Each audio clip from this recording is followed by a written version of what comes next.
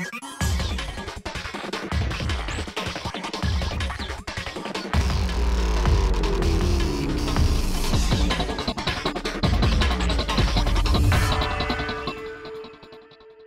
Rio TV Debate está começando e hoje vamos falar sobre as doenças de inverno.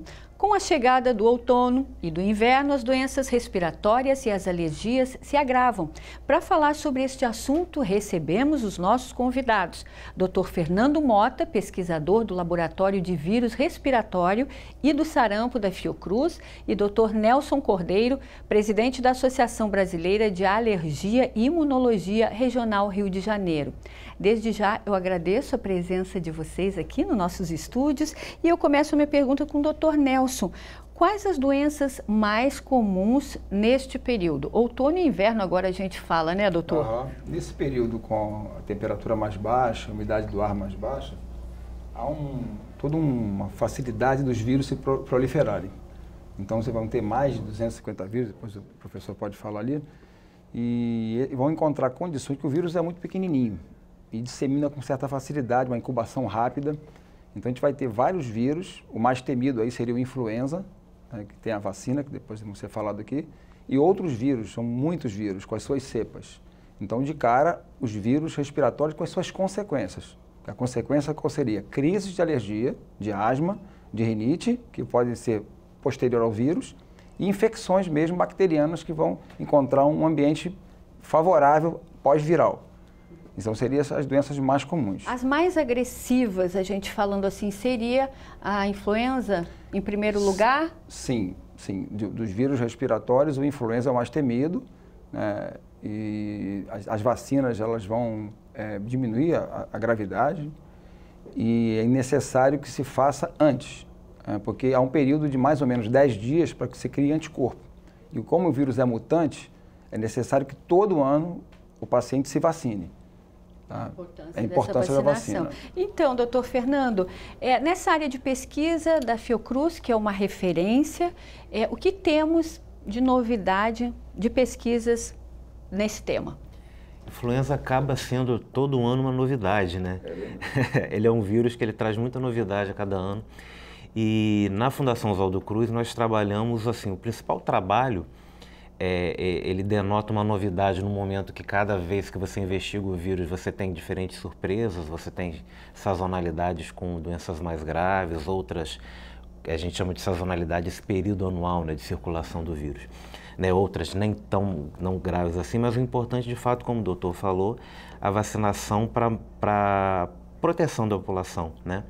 Mas o acompanhamento constante do vírus, não apenas durante o período de circulação na estação de influenza, né, no inverno, nesse nosso mais ou menos inverno que a gente tem aqui, né, na região sudeste, mas ao longo de todo o ano o acompanhamento do vírus é importante para identificar quais são as possíveis, né, nós chamamos de variantes desses vírus, que podem no futuro estar provocando problemas para a gente, né? A gente pode dizer que o vírus da gripe, ele tem essa mutação e ele vai mudar todo ano e por isso a importância da vacina, né? Exatamente. A biologia, né, do tipo, o vírus influenza, ele faz parte de uma família de vírus RNA, né? Ele tem um material genético dele que tem uma característica de variabilidade muito grande. E o que acontece? Ele é um vírus que durante o período das epidemias anuais, ele está na população, né? As pessoas estão se infectando com o vírus, muitas fazendo uma doença, o doutor pode falar melhor da clínica, mas fazendo uma doença que nem aparece, uma doença que a gente chama de subclínica, né? Mas está transmitindo aquele vírus.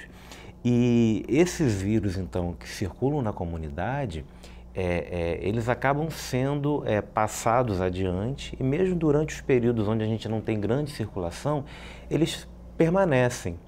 E no momento onde as condições climáticas de temperatura, onde as pessoas estão mais aglomeradas, onde a gente tem uma incidência menor de sol, vários fatores fisicoquímicos envolvidos, né, vão estar possibilitando a replicação maior do vírus e a infecção de mais pessoas. E quando isso acontece, então, você aumenta a capacidade do vírus de mudar. Sofrendo mutação, você tem que correr atrás do vírus. A gente costuma brincar que a gente a vacina, né, da influenza, que é a melhor maneira da gente ter para se proteger, ela é mais ou menos como se você estivesse dirigindo um carro olhando pelo retrovisor. Você não sabe exatamente o que vai acontecer na frente. Tá sempre mas você sabe o que está acontecendo, né? Exatamente, e naquele buscando momento. sempre essa mutação e trabalhar com isso, né? Exatamente. Agora a gente falou também anteriormente sobre a questão de como se prevenir, né? Nessa época, por exemplo, usando o transporte público. Como se prevenir? O gel funciona? Funciona. Álcool gel? Funciona, o gel funciona. E uma coisa simples, lavar a mão com sabão. Sabão comum. Chegar em casa, da rua, lavar, vai comer, lavar. E que as pessoas às vezes bobeiam. E acabam... A mão é um grande transmissor. Pode ser maçaneta, pode ser outro utensílio, mas com certeza a mão é um veículo importante de transmissão. É sempre bom estar atento, a gente sempre lavando as mãos. E até porque, doutor Fernando, o vírus permanece por algum tempo, né? Por exemplo, no computador, no telefone, na maçaneta. Ele pode permanecer assim, isso vai depender do clima, né, de condições do ambiente, mas ele pode permanecer durante algum tempo, inclusive suspenso na coluna de ar, né? Lavar as mãos, a etiqueta respiratória, né? A gente às vezes se esquece, né? É muito importante. Uma coisa simples, né? Não um hábito simples, barato. Exatamente, não envolve medicação, não envolve nada. Não envolve risco. Não envolve risco e funciona inclusive para gripe, né? Para gripe, porque funciona para um monte de outras coisas. Por exemplo, uma coisa muito simples que a gente vê muitas pessoas muitas vezes espirrando na mão, usar a mão para proteger o espirro, né? Falávamos um pouco sobre o lencinho, né? De usar o lenço. O mais adequado é o lenço de papel mesmo, porque algumas descartável. pessoas chegam a fazer assim, né? Aí parece uma falta de educação até, porque as pessoas não estão habituadas, né? Verdade. A espirrar assim. Mas então, na verdade é o melhor jeito. É o melhor jeito, Se você, como o doutor falou, se você não tem o lenço, né? Espirrar não na sua mão, porque você vai infectar. Agora a gente falou da importância da vacina. Fake news nas redes sociais, né?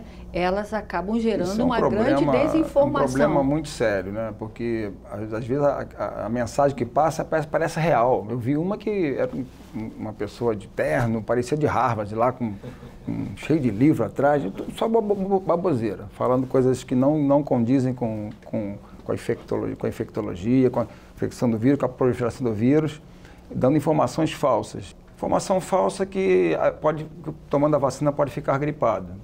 O vírus é um vírus inativado, é como se a cabeça do cachorro te mordesse, impossível. Né? Não vai acontecer isso. O máximo pode acontecer uma reação vacinal. A vacina é muito segura, as vacinas estão ficando muito seguras, é verdade, a gente tem visto isso. E pode dar uma reação vacinal, pode dar reação grave? Pode, mas é 1 em 100 mil, 1 milhão, enfim, não é uma coisa relevante. Acontece que a pessoa toma a vacina, fica gripada e diz assim, não vou tomar mais porque eu tomei a vacina e fiquei gripada? Porque o vírus, a vacina demora mais ou menos 10 dias para poder fazer a produção do anticorpo específico. E aí, naquele intervalo, ela pode estar incubado o vírus. O vírus é rápido. Aparecer depois, e dá a impressão que foi a vacina. Então, a vacina pode dar reação vacinal, mas não ficar gripado. Com sintomas de gripe, não. Ok. Doutor, vou lhe interromper, nós vamos para o intervalo, mas já voltamos. Não saia daí, até já. Voltamos com o Rio TV Debate, nosso segundo bloco, hoje discutindo as doenças de inverno. Doutor Fernando, complementando a fala do doutor Nelson. É interessante também que a vacina, né, ela é ministrada, o objetivo é ministrar-se antes do período de circulação do vírus influenza, né, especificamente a vacina de influenza. E junto com o vírus influenza, até um pouco antes, já se sabe que existe a circulação, né, que a circulação importante de vários outros vírus respiratórios. Então, muitas vezes, a pessoa toma a vacina, né, contra a gripe, né, vacina contra a influenza, e na verdade ela faz um resfriado por um outro vírus, um parainfluenza, um adenovírus, um coronavírus, exatamente, um metapneumovírus humano, e bota a culpa, vai para a conta da vacina, né? Agora você falou também da campanha da vacinação. Até nesse momento a gente está, né, em campanha de vacinação. Sim. Não seria importante a campanha começar um tempo antes, como já aconteceu? É um mapeamento do vírus que o professor estava falando aqui, né? O Fernando estava falando. Então, a gente tem que ver como esse vírus se comporta. Em Nova York, há uns 3 anos atrás, veio um surto. Né? Aconteceu isso, com morte e tudo. Então, eles tomaram a providência na estação seguinte antecipar. E aconteceu aqui no Rio de Janeiro. Então, a gente tem que ver como esse vírus se comporta, né? Como no Rio de Janeiro não é um clima temperado, é um clima tropical, é um clima que você não tem estações bem definidas, você, como ele falou ali, você pode ter, até no verão, você pode ter gripe, mas o vírus não encontra condições tão boas nesse período agora. Aí você tem condições ótimas, o vírus vai se proliferar, mas não quer dizer que não possa contrair esse vírus. E não precisa fazer um ano depois, é a estação. Se você fizer atrasou, não precisa fazer em agosto. Você vai fazer na estação correta. Às vezes a pessoa quer fazer um ano depois. Isso é um outro erro que eu vejo. É importante isso. Ressaltar, eu vou ter que fazer né? um ano depois. Uhum. Não, você vai ter que fazer antes de começar o surto, a proliferação do vírus. Exatamente. Sim, e as campanhas continuam sendo sempre importantes, né, doutor Fernando? A vacina é hoje a principal medida mais eficaz de saúde pública que a gente tem, né, que nós temos para combater a influenza e com o principal objetivo de evitar a forma grave da doença, né? De evitar aqueles pacientes que vão se infectar e vão desenvolver formas graves, vão necessitar de hospitalização, de apoio médico, né? A estatística mostrou que 40% dos idosos diminuíram sua internação. Então, diferente de que vai matar o idoso, vai matar o velho, isso é uma mentira, né? Tanto que estendeu-se para a grávida e para as crianças abaixo de 2, agora estendeu para abaixo de 5. Sim. Por quê? Porque são grupos de risco. Existem outros grupos de risco. Os pacientes que eu atendo, os asmáticos graves, são grupo de risco. E também. As pessoas com problemas respiratórios, elas também têm a indicação de tomar vacina, né? O vírus, ele pode desencadear quadros alérgicos. O paciente já tem uma predisposição, ou às vezes tem uma alergia a ácaro, a fungo, etc. E aquele vírus, ele causa um dano tão grande no epitélio que o paciente entra em crise, ele faz crise pelo vírus. Então você vê que o vírus consegue, além de ter o impacto do vírus, não é só o influenza, estamos falando aqui outros vírus, né? São mais de 250 vírus aí rodando com as suas cepas, né? Adenovírus, metapneumovírus, parainfluenza, o rinovírus, que é o vírus do resfriado comum. Sim. Depois você vai perguntar a diferença, vamos falar a diferença, é importante tentar reconhecer, o paciente perceber a gravidade. E isso desencadeia crise de asma e de rinite alérgico. Além do ácaro. Então, assim, doenças de inverno, além do vírus, você tem a proliferação de um bichinho parente da aranha, que é o ácaro. E o ácaro está presente sempre, ele não tem estação, né? Esse não tem estação. Você dorme, não tem estação, você dorme com o inimigo. Você não tem como tirar o ácaro, ter um ambiente ácaro-free. Você consegue diminuir a concentração do ácaro.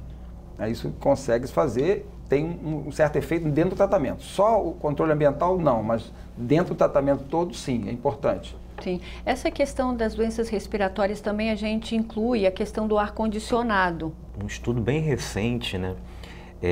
Foi muito interessante, ele fez com animais de laboratório, mas conseguiu fazer o link, né? A ligação, o vínculo, associando a baixa umidade e baixas temperaturas, facilitando então a transmissão dos vírus respiratórios entre animais de laboratório. O que mais ou menos a gente observa, né, o que acontece? A gente tem um período de inverno, a gente está tendo uma estação até com muita chuva nesse momento, esse começo de inverno, mas o que a gente vê normalmente é que o inverno é mais seco, daqui a pouco a gente vai entrar numa estação mais seca e as temperaturas são mais amenas, né? Nem tanto aqui no Rio, mas no sul, por exemplo, a gente tem uma característica, isso é bem marcado, né? 9 graus nesses últimos dias. Pois imagina, né? Isso para carioca, né, é polar, né?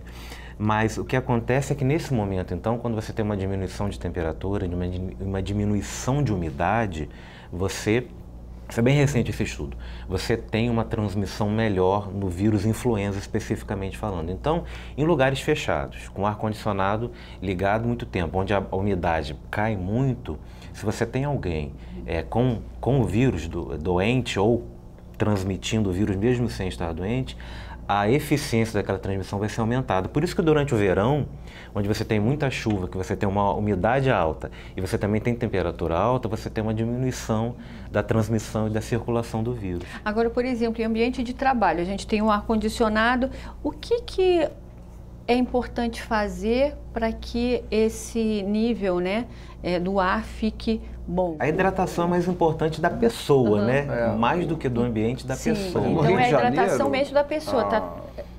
Isso. A umidade do ar do rio também é mais alta, né? Então, assim, você botar uma bacia de água, eu acho que só que se a umidade estiver bastante baixa, né? Mas em Brasília, por exemplo, vale a pena comprar um umidificador, por exemplo. Isso. Mas me perguntando, vale a pena investir em um umidificador? Eu falo, no Rio, não.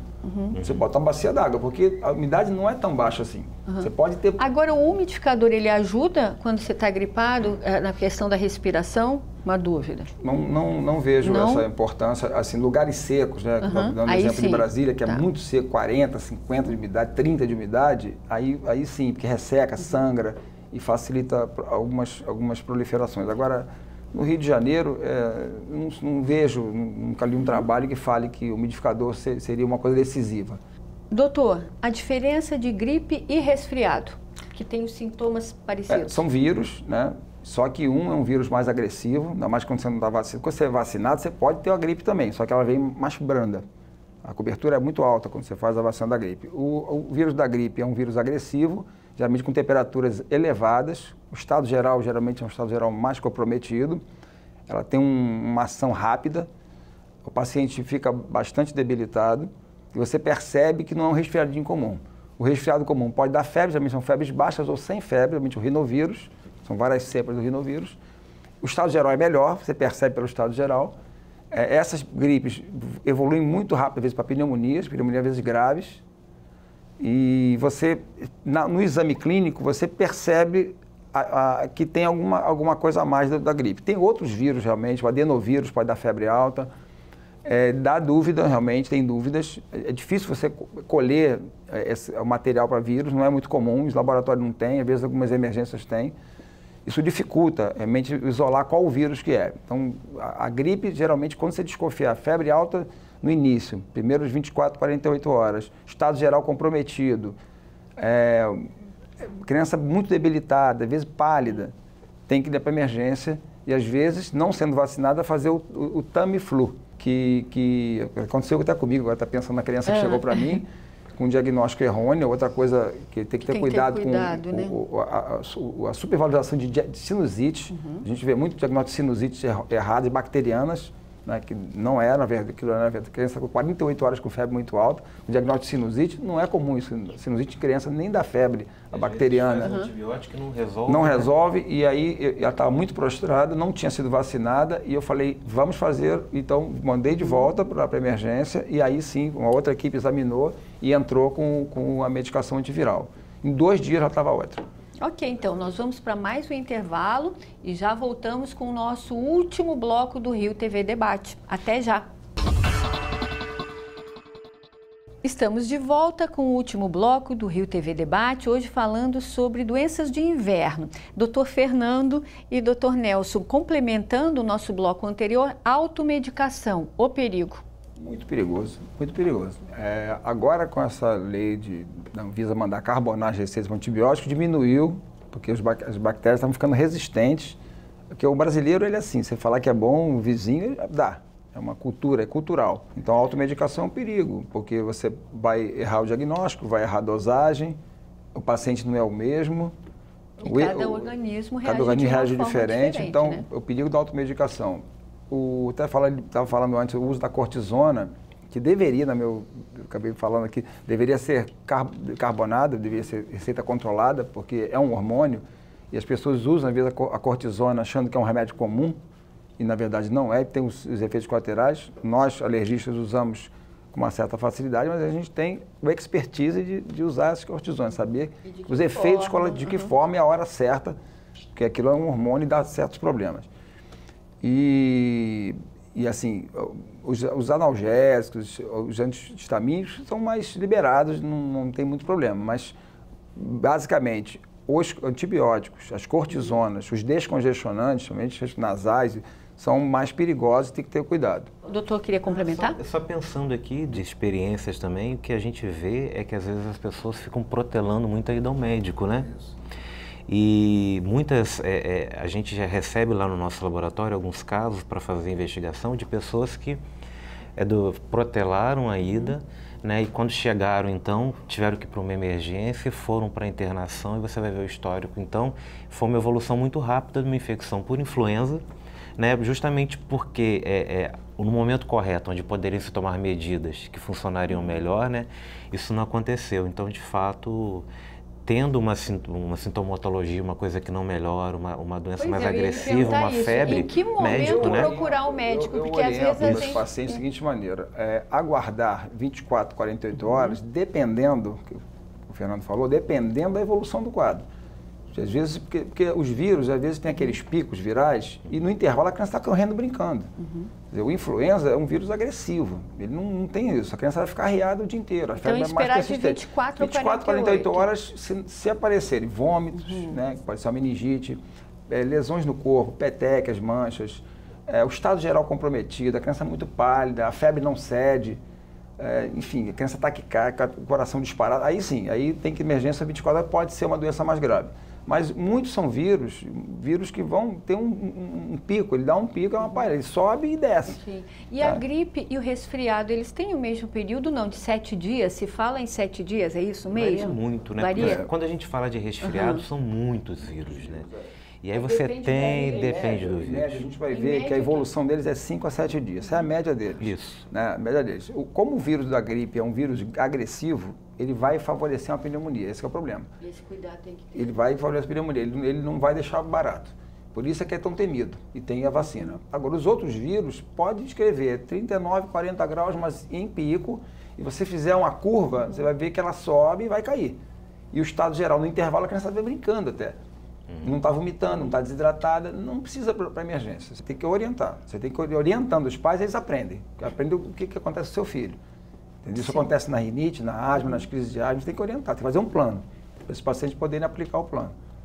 Ok, em relação agora, falando um pouquinho de mitos e verdades desses tratamentos. Eu tenho alguns aqui e vocês devem ter muito mais no dia a dia. Álcool no lenço enrolado no pescoço à noite. Lá no sul a gente usava tanto. Isso é uma pagelança, né? pagelança. Tá? Isso é o leite quente com mel, limão, alho e sal grosso, uma verdadeira poção. Alho frito para melhorar a rouquidão. Olha, tem uma coisa aí que você não colocou, que é o amor. Quando você dá o amor, ele tem uma energia. Né? Então algumas coisas realmente vão funcionar até pelo amor. O álcool ali funciona como vasodilatador, então nas laringites tem um certo efeito sim, mas são coisas paliativas, coisas complementares. Para dar uma aliviada. O tratamento não pode ser a base disso. Tá? Então eu acho que tem que ter cuidado nessas pagelanças. Então, vamos falar como ele falou, isso, você pode estar adiando uma doença mais grave. Tem que ter cuidado. E de fato é isso, eu acho que quando o teu sistema imunológico, ele é a tua arma para se defender de todas essas doenças, inclusive a influenza. Se você está bem, se você tem uma vida regrada que eu digo, você faz atividade física, procura ter bom sono, uma boa alimentação, né? E você vai ter uma tendência menor a adoecer, porque você vai estar cuidando do seu organismo, do seu sistema imunológico vai ter as armas. E da carga viral também. Claro, logicamente, do tipo de vírus, isso não funciona, logicamente, não é uma panaceia para tudo. Não é matemática. Da vitamina C. A vitamina Todo mundo está doente, vitamina C. A vitamina 2 vezes, né? A vitamina C, cama, ela C tem e cama. uma ação no interferon. Quando você dá na fase aguda, ela tem um efeito. Sim. Agora, usar a vitamina C como prevenção está provado que não funciona. Porque a vitamina C, a quantidade é muito pequena e ela sai na urina, ela é hidrossolúvel. Então, uma laranja por dia, uma acerola, você consegue isso nos alimentos. Nos alimentos em quantidades pequenas. E como prevenção até, né? Seria preventivo como prevenção. Alguma coisa. É importante, se a falta de vitamina vai dar sangramento da gengiva, vai dar escorbuto, vai dar um monte de coisa. Agora, o excesso de vitamina C não está provado que não tem um efeito benéfico de proteção. É a vitamina C normal que você tem que usar. Num ambiente de virose, você está agredido, aí parece que a vitamina C melhora o interferon, que são anticorpos e as suas defesas, melhorando a combate, sim. Algum outro mito que vocês acompanham aí no dia a dia? Eu acho que o que a gente falou agora há pouco também um pouco, né, que eu tomei a vacina da gripe e fiquei gripado. Isso é impossível, né? Outra possibilidade é que o pessoal muitas vezes fala, determinado medicamento ou funciona para a gripe, na verdade a gente tem apenas um, em termos de medicamento de fato, né, específico, a gente tem apenas o oseltamivir, que ele atua especificamente no vírus, né, na célula que está replicando o vírus, então ele é uma droga mesmo, né. E os outros tratamentos são tratamentos de apoio, na verdade, né, então assim, isso seria um outro mito. Eu acho que um terceiro que eu me lembro aqui agora é que a vacina dada pelo Ministério da Saúde não é tão boa quanto a vacina comprada em clínicas particulares. Sim. As duas vacinas funcionam muito bem, né? E só N1, né? exatamente. O doutor lembrou muito bem que agora em 2009 a gente teve a primeira pandemia desse século, né? Com a entrada de um novo vírus, o H1N1. Ele vem de origem suína, né, mas na verdade ele é uma grande mistura, né, de vários... A gripe espanhola, talvez? Né? De várias coisas ali. Você tem, enfim, você tem informação de genética de vírus de aves, porque o vírus influenza, na verdade, se você for observar, o reservatório dele principal na natureza são as aves, né? As aves migratórias, as aves selvagens, né? Então, assim, a prevenção e o esclarecimento, né, esse planejamento que o doutor falou que a gente tem que ter... automedicação. O principal. E cuidado com tratamentos alternativos que podem adiar e mascarar a doença. Agora, antes da gente encerrar o nosso programa aqui, eu queria fazer duas perguntinhas. As pessoas que fumam sofrem mais nesse período? O fumo é sempre nocivo, né? E eu vejo às vezes pacientes com asma e fumando escondido e fumando. Então, assim, e vai favorecer naquele pulmão já agredido os vírus entrarem. Tem que ter cuidado, porque muitos pacientes podem caminhar para doenças como DPOC, né, bronquite e enfisema, agravar os problemas de asma e favorecer, o ambiente ficar mais favorável para o vírus se instalar. E até da pneumonia. A gente está falando aqui de vírus, mas tem as bactérias aqui, os pneumococos. Cuidado, e tem vacina para eles, vacinas para pneumococos, né, mas o idoso deveriam tomar vacina de pneumococos. Ok, quem já pegou H1N1 precisa se vacinar de novo? Sim. Sempre. Aliás, só fazendo um esclarecimento aqui. A vacina de gripe, ela sempre tem 3 componentes principais. Ela pode ter um 4º componente, né? Mas no caso aqui da vacina fornecida pelo Ministério da Saúde, são 3 componentes. Ela é uma vacina trivalente, que é um vírus, um representante, né? Uma amostra do vírus H1N1 da pandemia de 2009, o que a gente chama de H1N1, o H3N2 e uma amostra de influenza B. Né? Então, esse pacotinho, né, que vem na vacina é justamente para favorecer a resistência aos vírus que estão circulando na comunidade. A gente fala muito do H1N1, mas o vírus influenza ele vai bem além disso, né?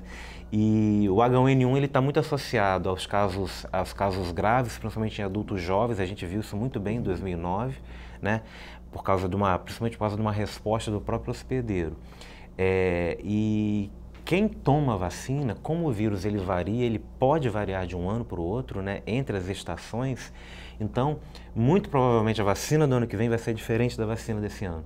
Então, por isso que anualmente... Ele é um vírus mutante. Existe a gente espera que para os próximos anos a gente tenha, de fato, o desenvolvimento de que todo mundo sonha, que seria o santo grau hoje da influenza, que é a vacina geral, uma vacina universal para todos os vírus, mas a gente ainda está no meio do processo. Ainda está caminhando para isso. Tá, okay. Por enquanto é anual. Eu vou pedir as considerações de vocês para a gente encerrar o nosso debate. Gostaria de agradecer em nome da Sociedade de Alergia do Rio de Janeiro, a ASBA RJ, a oportunidade de estar aqui esclarecendo, e isso é um serviço de esclarecimento, de informação útil e correta para a população do Rio de Janeiro.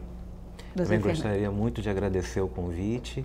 Em nome do Laboratório de Vírus Respiratório, do Instituto Oswaldo Cruz, da Fundação Oswaldo Cruz, poder estar aqui participando desse debate e fortalecer que as vacinas elas estão do nosso lado, né? Elas estão para nos ajudar e que a gente tem que estar sempre valorizando a vacina. E a boa prevenção, lavar sempre as mãos?